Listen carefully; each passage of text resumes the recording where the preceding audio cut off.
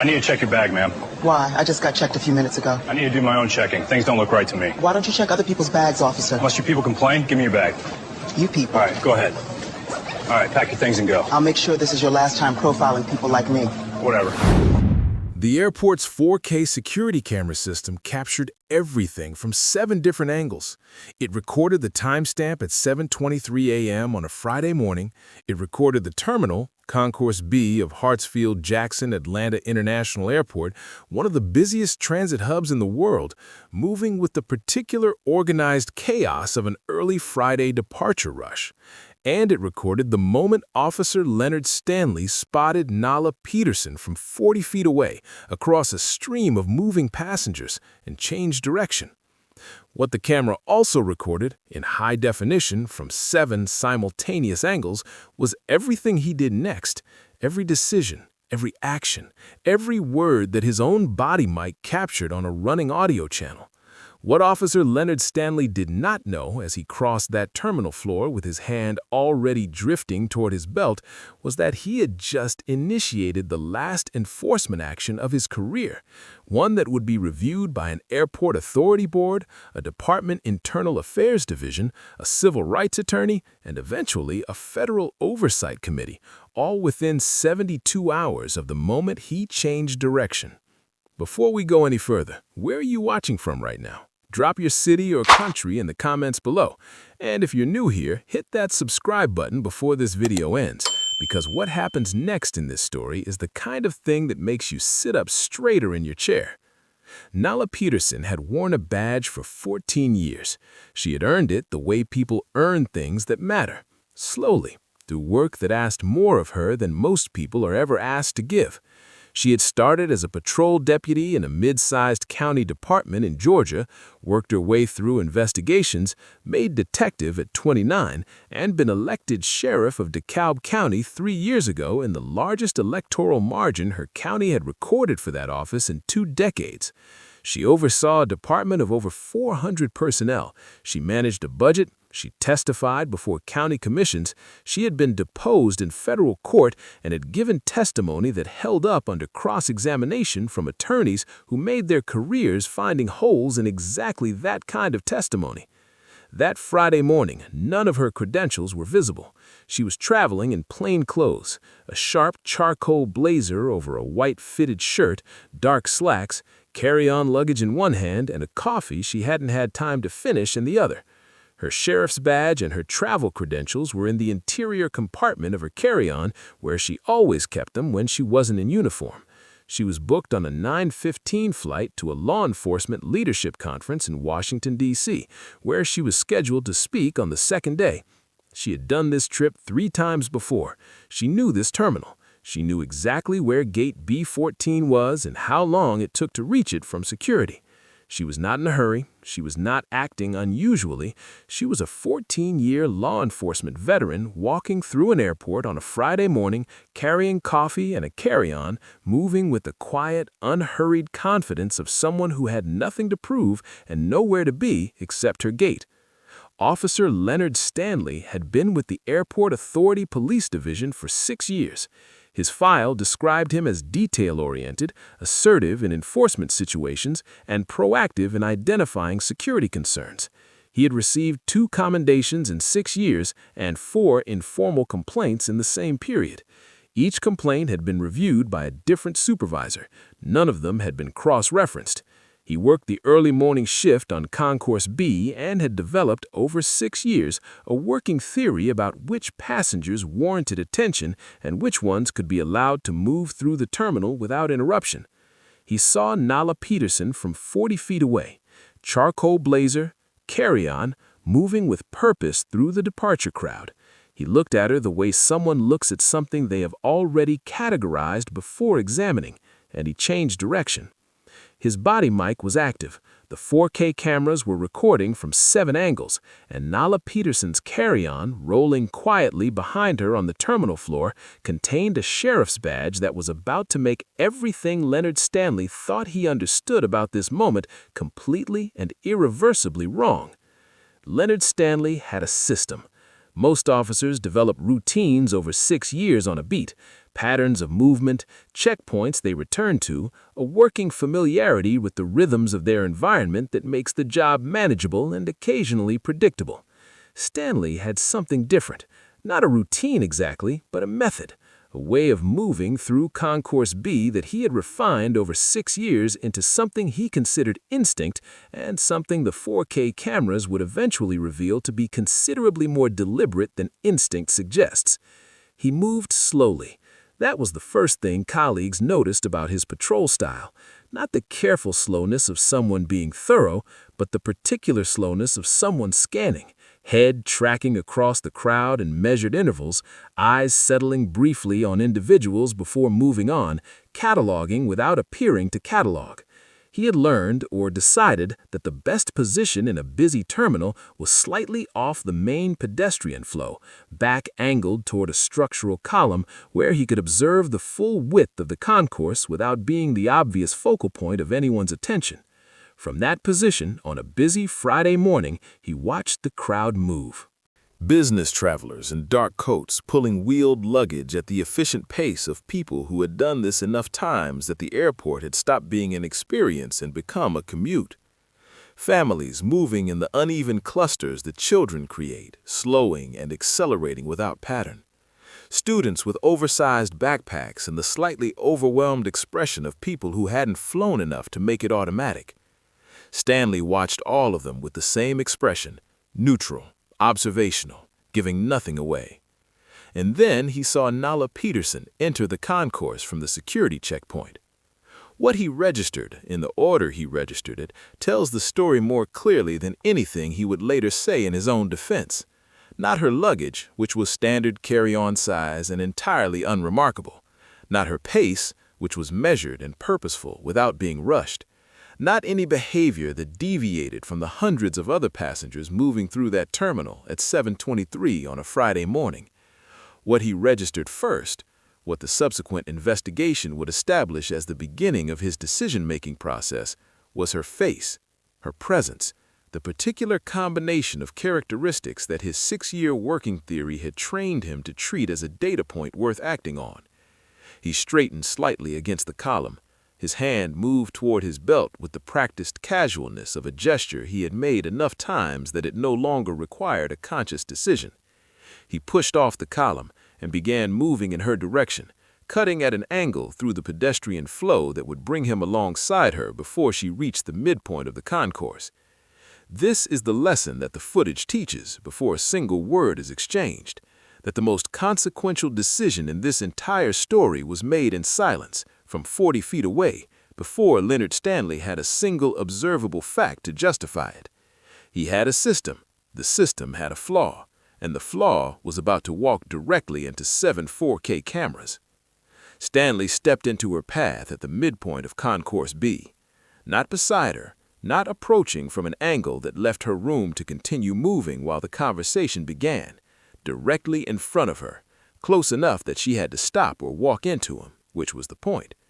It was a technique, the use of physical positioning to establish control of an interaction before a single word has been spoken. The body cam caught it from his perspective. The 4K camera on the east wall caught it from above. Between the two angles, there was no version of the moment that looked like anything other than a deliberate block. Stanley stopped. She looked at him with the particular expression of someone who has assessed a situation completely in the half-second before they respond to it. Not surprised, not alarmed, just reading. 14 years in law enforcement had built that reflex so deeply into her operating system that it no longer felt like a skill. It simply felt like seeing clearly. Stanley told her he needed to see her ID and boarding pass. He didn't introduce himself. He didn't explain why he had selected her from a concourse full of several hundred moving passengers. He didn't offer the courtesy of a reason, which is the kind of omission that feels small in the moment and looks enormous on footage reviewed later by people with the authority to ask what the reason actually was. Nala didn't reach for anything immediately. She looked at him for a moment, steady, unhurried, the way you look at something you want to understand completely before you respond to it. Then she said it, quietly, without aggression, without the performative calm of someone trying to demonstrate patience. Just 4 words, delivered in the even, measured tone of someone who already knew the answer and was giving him one final opportunity to arrive at it himself. "Are you sure?" Stanley blinked. It was not the response his system had prepared him for. The system was built on a particular expectation that the request would produce either compliance or resistance, and that either outcome would move the interaction forward on his terms. What Nala had given him was neither. She had given him a question that contained in 4 words everything she understood about what was happening and everything she understood about what it was going to cost him. He told her again, ID and boarding pass, now. Nala reached into her carry-on with the deliberate, visible movements of someone who understood that every gesture was being recorded and wanted the record to be clear. She produced her boarding pass. She produced her driver's license. She handed both to Stanley without breaking eye contact, the way you hand something to a person while making sure they understand the transaction isn't over. Stanley looked at the license longer than the license required. Around them, the Friday morning crowd kept moving, a river of passengers flowing around the 2 of them standing still at the midpoint of the concourse. Nobody stopping, everybody noticing. The lesson running underneath this moment is one that every position of authority eventually teaches the people who misuse it, that confidence without justification is not authority. It is exposure waiting for the right camera angle. And Concourse B had 7 of them. 3 months before this Friday morning, Hartsfield-Jackson had completed a $12 million security infrastructure upgrade. The centerpiece of that upgrade was a new 4K camera network, 143 cameras across the terminal system, each capable of capturing footage at a resolution 4 times higher than the system it replaced. The upgrade had been approved following a federal aviation security review that recommended enhanced visual documentation capabilities across all major transit hubs. The procurement process had taken 14 months. The installation had taken 6 weeks. The airport authority had issued a press release when it was completed, noting that the new system represented a significant advancement in passenger safety and security documentation. Leonard Stanley had been working Concourse B when the installation crew put in the 2 cameras covering the midpoint corridor. He had watched them mount the housings to the ceiling brackets. He had not, apparently, considered what they were capable of capturing or adjusted his behavior accordingly. This is the particular irony of surveillance infrastructure that gets installed gradually, in plain sight, by people in high-visibility vests. It becomes part of the environment so completely that the people it is designed to monitor stop registering it as a variable. The camera positioned on the east wall of Concourse B captured Stanley's approach to Nala Peterson at a resolution that made individual expressions readable from 40 feet. Not approximately readable, precisely readable. The kind of footage where a forensic analyst can later note in a written report submitted to the Airport Authority Board the specific moment Stanley's expression shifted from neutral scan to targeted focus and the number of frames, 11, between that shift and the moment his hand moved toward his belt. The camera positioned at the ceiling midpoint captured the block from directly above. The geometry of it was unambiguous from that angle. Stanley's body angled across the pedestrian flow, Nala's forward momentum interrupted, the spatial relationship between them communicating the nature of the interaction before either of them spoke. Footage like that doesn't require interpretation. It simply shows you the shape of what happened and lets the shape speak. His body mic was picking up audio simultaneously. Every word, every instruction delivered without explanation, every repetition of demands that had no articulable basis beyond the judgment call of a man whose judgment call was now being preserved in 4 times the resolution of anything the old system could have managed. What the cameras collectively produced was not a single angle's version of events. It was a document, 7 simultaneous perspectives converging on the same 2 minutes of terminal footage, each one capturing a detail the others approached from a different direction, the composite picture more complete than any individual recording could have been alone. Stanley moved closer to Nala and told her to step aside. The east wall camera captured his posture as he said it, weight forward, shoulders dropped, the physical vocabulary of someone using presence as pressure. The ceiling camera captured Nala's response, perfectly still, perfectly straight, not a single adjustment in her bearing that could be read as either submission or escalation. The lesson that a 4K camera teaches that a standard definition camera cannot is not about resolution, it is about accountability. Lower resolution creates interpretive room. The footage is clear enough to establish that something happened, but not always clear enough to establish exactly how. 4 times the resolution closes that room almost entirely. It records not just the action, but the intention written into the body before the action begins. Leonard Stanley had been working this concourse for 6 years under a camera system that left interpretive room. That system had been replaced 3 months ago. He had watched it happen and kept working the same way. That gap between the environment that had protected his pattern and the environment that was now documenting it in 4 times the detail is where his career ended, 11 frames before he said a single word. Stanley had run out of procedural justification and replaced it with volume. His voice had been climbing in increments since Nala declined to step aside. Not shouting, not yet, but carrying the particular escalating authority of someone who had decided that if the situation wasn't moving in the direction he intended, the solution was more pressure rather than a reconsideration of the direction. He told her again to move to the secondary screening area. Nala stood where she was and asked for the 3rd time what specific security concern had prompted her selection from a concourse of several hundred passengers. He didn't answer the question. He reached for his cuffs. The east wall camera caught the motion in the kind of detail the old system could never have produced. The deliberate reach, the unclipping, the presentation of the restraints in a way that was less procedural preparation and more communication. A message delivered through equipment rather than words. This is where we are now. This is what happens next if you don't move. Nala looked at the cuffs. Then she looked at Stanley. Her expression didn't change in any way that suggested fear, which was visibly not the response he had anticipated. What crossed her face instead was something closer to recognition, the look of someone watching a situation confirm exactly what they had assessed it to be from the moment it began. Stanley keyed his radio. Unit 7 to dispatch. I have a problematic subject at Concourse B midpoint, requesting backup. Problematic subject. 2 words chosen carefully enough to communicate a situation without describing it accurately.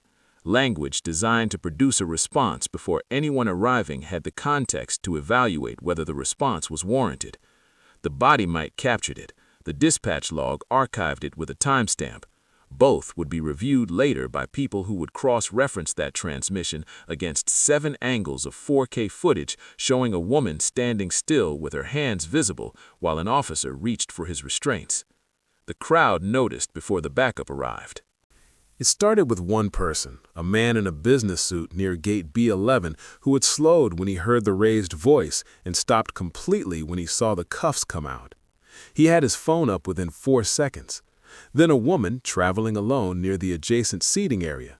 Then a teenager whose flight wasn't boarding for another hour and who had the particular presence of mind to position himself at an angle that captured both subjects clearly. Within 90 seconds of the radio transmission, 6 phones were recording from 6 different positions, each one adding another layer to a visual record that the 4K system was already building from above. The lesson in that 90 seconds is one that the architecture of public space has been quietly teaching for a decade, that the institutional camera and the civilian camera have developed a relationship that neither was originally designed for. One documents from authority, the other documents from witness.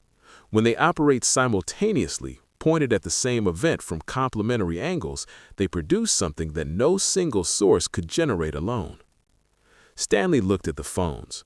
Something shifted in his posture, not retreat exactly, but the first visible sign of a man whose certainty was encountering information it hadn't budgeted for. 6 phones, 7 cameras, a radio transmission that described a problematic subject while the footage showed something else entirely. He had called for backup.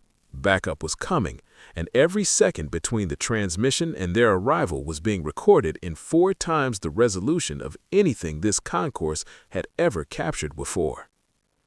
The backup that arrived was not what Stanley had requested. He had keyed his radio expecting a partner, another officer who would add presence to the situation and move it toward the resolution he had been pushing for since the midpoint of Concourse B. What came instead, 4 minutes after the transmission, was Supervisor Daniel Reeves, 15 years with the airport authority, the kind of institutional memory that knows every protocol, every prior incident, and every officer whose file required more careful reading than the commendation suggested. He had been monitoring the dispatch channel when Stanley's transmission came through and had made the decision to respond personally before assigning anyone else because something in the phrasing, problematic subject from a unit that had generated quiet concerns before, had activated the specific instinct that 15 years of supervision builds in people who are paying attention. He came around the corner of Concourse B and read the scene in the way experienced supervisors read scenes, not sequentially, but all at once. The officer, the woman, the carry-on luggage on the terminal floor, the cuffs unclipped and visible, the 6 phones still raised in the surrounding crowd, the 7 camera housings on the ceiling, their lenses covering every inch of the interaction from angles that left nothing unaddressed. He crossed the distance without rushing and stopped beside Stanley. His first question was not directed at Nala, it was directed at Stanley, and it was the question that every radio transmission claiming a problematic subject eventually has to answer in plain language. What is the specific security concern? Stanley began his explanation. Reeves listened to approximately 40 seconds of it before his expression settled into the particular stillness of a supervisor who was stopped receiving new information and started processing a problem. Then he turned to Nala. He introduced himself, his title, his name, a direct apology to the interruption to her morning. He asked if she would be willing to present her identification and credentials so that he could understand the full situation. Nala reached into the interior compartment of her carry-on, the same compartment she had been trying to reference since the interaction began, and produced the credential folio. She opened it and held it at a level where Reeves could read it without moving closer. The photograph, the official seal, the title beneath her name in the formal typography of a law enforcement credential issued by a county authority. Sheriff, DeKalb County. Reeves looked at it for 3 seconds. Then he looked at Stanley. Then he looked at the cuffs still in Stanley's hand, unclipped, presented, never put away, and something moved across his face that was not quite anger and not quite disbelief, but the specific expression of a supervisor watching the full scope of a situation arrive all at once. The crowd had gone quiet in the particular way that crowds go quiet when something shifts and everyone present feels the shift simultaneously before anyone names it. The lesson that moment delivers is one that the institutional authority teaches at its most unguarded, that the shield of position only holds until the credentials on the other side of the interaction outrank the assumptions that initiated it. Stanley had spent 4 minutes building a structure on a foundation he had never verified. Reeves had arrived, asked one question, and watched the structure come down in the time it took to read a title beneath a photograph. He asked Stanley quietly to step back. Stanley stepped back. The cuffs were still in his hand. The cameras were still recording. And Nala Peterson stood in the middle of Concourse B with her credentials open, her carry-on at her feet, and the unhurried expression of someone who knew from the moment Stanley blocked her path at the midpoint of this terminal exactly how this was going to end. Reeves didn't deliberate. That was the detail that distinguished this moment from the way these situations usually resolved. The committee reviews, the administrative leaves pending investigation, the careful institutional language designed to create distance between an incident and its consequences, while the relevant parties consulted with the relevant people. Reeves had 15 years of institutional knowledge, and he used all of it in the 60 seconds following Nala's credentials, arriving at a conclusion that the footage, the crowd, the 6 phones, the 7 cameras, and the unclipped cuffs still in Stanley's hand had already made inevitable. He turned to Stanley and said 4 words. "Give me your badge." Not a question, not a preamble, not the softened opening of a conversation that was going to work its way toward a difficult conclusion over several exchanges. 4 words, delivered in the flat, definitive tone of someone who had already made the decision and was now simply executing it. The tone that communicates without elaboration that the next thing said will not change what just happened. Stanley stared at him. The east wall camera captured the moment in the resolution that the $12 million upgrade had been installed to provide. Stanley's face, the specific expression of a man whose system had never included a scenario where the encounter ended this way, trying to locate a response in a framework that no longer applied to the situation he was standing in. He started to speak. Reeves stopped him with a single raised hand, patient, unhurried, the gesture of someone who had heard every available version of what was about to be said and had already weighed it against 7 angles of 4K footage. Badge. Now. Stanley unclipped it. He held it for a half-second longer than the instruction required, not in defiance exactly, but in the way a person holds something they understand they are giving up permanently. Then he placed it in Reeves' open hand. Reeves turned to the second officer who had arrived with him and gave an instruction that the body mic captured with perfect clarity. The instruction was to detain Stanley pending a full incident review, standard protocol for an on-duty officer whose conduct had generated an immediate credentialing response from a supervising officer.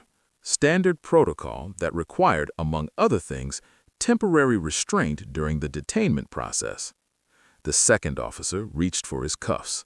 They were the same model Stanley carried, the same weight, the same mechanism, the same sound when they closed. A sound the terminal crowd recognized immediately from 4 minutes earlier when Stanley had unclipped his own pair and held them in front of a county sheriff to communicate a threat.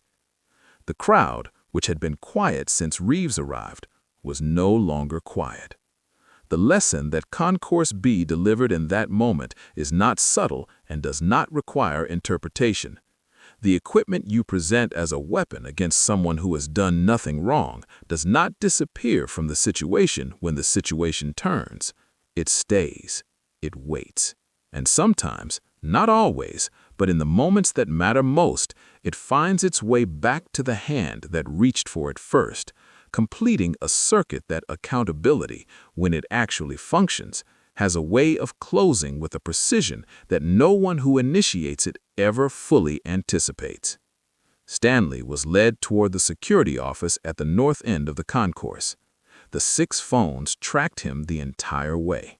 The 4K cameras handed him off from one coverage zone to the next without a gap, the way a system designed for complete documentation is supposed to operate.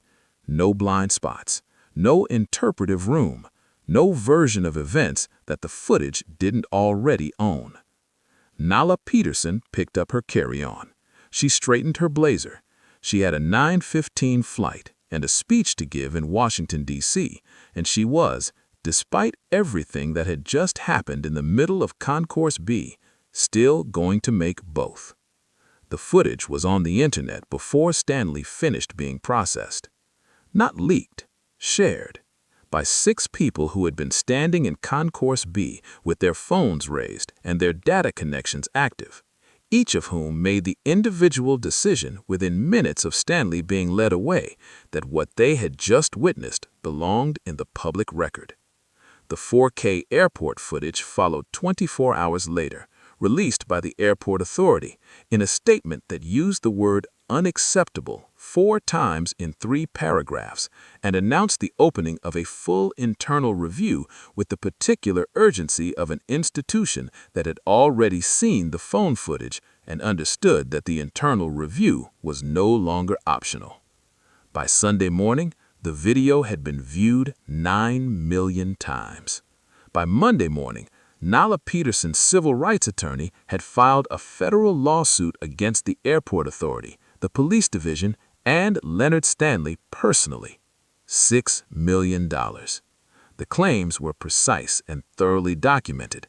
Unlawful detention, racial discrimination in the exercise of official duties, intentional infliction of emotional distress, and a pattern of selective enforcement that the lawsuit alleged extended well beyond one Friday morning in Concourse B. The filing attached Stanley's full service record, the 4 prior complaints reviewed in isolation, the 4K footage from all 7 angles, the body mic audio, the dispatch log with its problematic subject transmission, and a statistical analysis of Stanley's enforcement contacts over 6 years that a data analyst had completed over the weekend using records obtained through a public information request filed Saturday afternoon. The numbers told a story that no individual complaint had ever been asked to tell. 83% of Stanley's documented enforcement contacts over 6 years had involved Black or Hispanic passengers. His selection rate for secondary screening ran at 4 times the concourse average.